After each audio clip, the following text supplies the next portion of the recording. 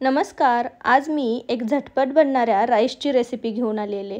हा राईस मी पहिल्यांदा बंगलोरला जेव्हा शिकायला होते तेव्हा मंदिरामध्ये प्रसाद म्हणून खाल्लेला होता. तेव्हाच तो इतका सुंदर लागलेला आणि इतका आवडलेला की आपण घरी एकदा नक्की ट्राय करून बघायचा, ते मी ठरवलंच होतं.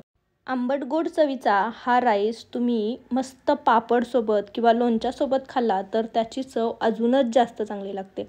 तर असा तुम्ही याला सांबर राईस म्हणू शकता किंवा रस्सम राईस म्हणू शकता. कसा बनवायचा ते मी आज दाखवणार आहे. खूप झटपट कृती आहे, पौष्टिक आहे. यामध्ये सगळ्या गोष्टी पौष्टिक आपण घातलेल्या आहेत, त्यामुळे चवीलाही हा खूप अप्रतिम लागतो आणि शरीरासाठीही खूप छान आहे. तर हा कसा बनवायचा ते मी आज दाखवणार आहे.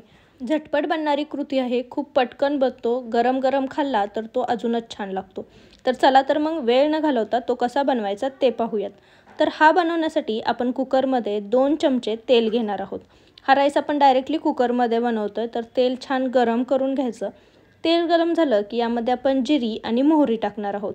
तर साऊथ इंडियन रेसिपी मोहरीच्या तडक्याशिवाय अशक्यच आहे, त्यामुळे मोहरी आणि जिरीची फोडणी नक्की टाका. आता यामध्ये 4 ते 5 लसणाच्या पाकळ्या मी छान ठेचून घातलेल्या आहेत. सोबतच मस्त कढीपत्त्याची पानं घातलेली आहेत. आता ही फोडणी छान तेलामध्ये अशीच परतून घ्यायची. सोबतच एक हिरवी मिरची मी छान उभी चिरून घातलेली आहे. लाल मिरच्या होत्या माझ्याकडे, त्या पण यामध्ये घातल्यात आणि ही फोडणी छान आपण तडतडून घेतलेली आहे.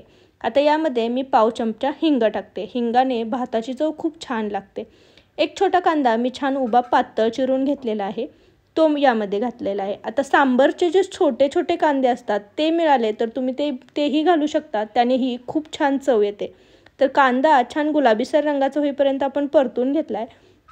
यामध्ये आता मी एक मोठा टोमॅटो छान बारीक चिरून घातलेला आहे.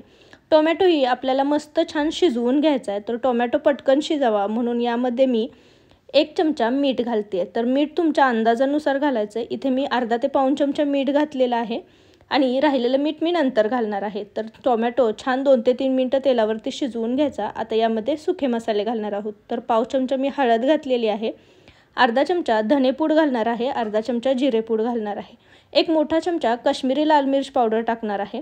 तुमच्याकडे घरगुती मसाला असेल तर तो टाकला तरी चालेल. अर्धा चमचा मी यामध्ये गरम मसाला टाकला आहे आणि एक मोठा चमचा मी यामध्ये सांबर मसाला घातला आहे. सांबर मसाल्यानेच या भाताला खूप छान चव येते, अशी आंबट गोड अशी ही चव लागते.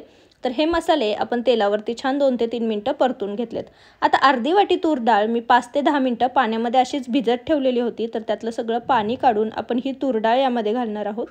सोबतच अर्धी वाटी तांदूळही मी पाण्यामध्ये भिजत घातलेले होते, तेही निथळून आपण छान यामध्ये घालून घेणार आहोत. आता तांदूळ आणि तूर डाळ व्यवस्थित या मसाल्यांसोबत मिक्स करणार आहोत आणि 2 ते 3 मिनटं अशीच तेलावरती आपण परतून घेणार आहोत.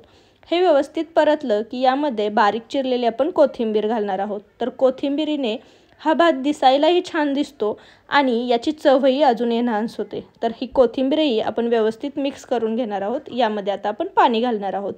तर इथे मी 1 वाटी तांदूळ आणि डाळ मिळून घातलेली, तर त्यासाठी मी इथे 2.5 वाटी पाणी घातलेलं आहे. सेम वाटीने प्रमाण घ्यायचं. ही व्यवस्थित मिक्स करून घ्यायची. याची तुम्ही आता चव बघून घेऊ शकता. तुम्हाला जर वाटलं थोडंसं मीठ कमी आहे तर या स्टेजला तुम्ही मीठ घालू शकता.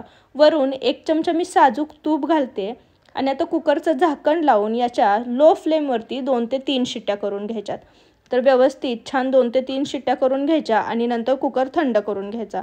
तर शिट्ट्या झालेल्या आहेत, कुकर आपला छान थंड झाला आहे. तर आता तो आपण उघडून बघूयात. तर कुकर आपला छान थंड होऊन आपण हा छान उघडून बघितला आहे. तुम्ही बघू शकता की छान वाफाळलेला गरमागरम असा भात तयार आहे. मस्त असा हा डाळ खिचडीच्या कन्सिस्टन्सीचा भात तयार होतो. तर हा छान शिजलेला आहे. आता यामध्ये मी एक छोटा चिंचेचा तुकडा पाण्यामध्ये भिजवून ठेवलेला होता, त्याचं जे पाणी आहे ते यामध्ये घालते. साऊथ इंडियन रेसिपींना चिंचेच्या पाण्यामुळे खूप छान चव येते, त्यामुळे हे नक्की टाका. तर आता हे व्यवस्थित मिक्स केलं आहे. तर हा गरमागरम राईस लगेच आपण सर्व करणार आहोत. जास्त घट्टही नाही आणि जास्त पातळही नाही, असा हा राईस छान तयार झालेला आहे. हा राईस तुम्ही लोणचं किंवा दह्याची कोशिंबीर किंवा पापडासोबत सर्व करू शकता. हा राईस प्रसादासाठी देतात तेव्हा तो द्रोणामध्ये देतात, तर खूप सुंदर लागतो. तुम्ही पाहू शकता असा छान पापडाचा तुकडा घ्यायचा आणि सोबत हा जो राईस आहे, ती जी साऊथ इंडियन लोक खातात तीच अशी टेस्ट येते. माझ्या तोंडाला तर आत्ताच बघितल्यानंतर पाणी सुटलेलं आहे. तर असा हा मस्त रस्सम राईस आपला तयार झालेला आहे. तुम्ही हा नक्की करून पहा, तुम्हालाही नक्की आवडेल.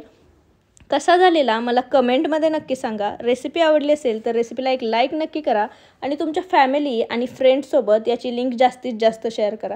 तुम्ही जर माझ्या चॅनलवर नवीन असाल तर चॅनलला नक्की सबस्क्राईब करा आणि जवळचे बेल आयकॉनही दाबा. त्याने माझ्या चॅनलवरच्या नवीन नवीन रेसिपींचे नोटिफिकेशन तुम्हाला मिळत राहतील. पुन्हा भेटू अशीच एक रेसिपी घेऊन. तोपर्यंत थँक्यू.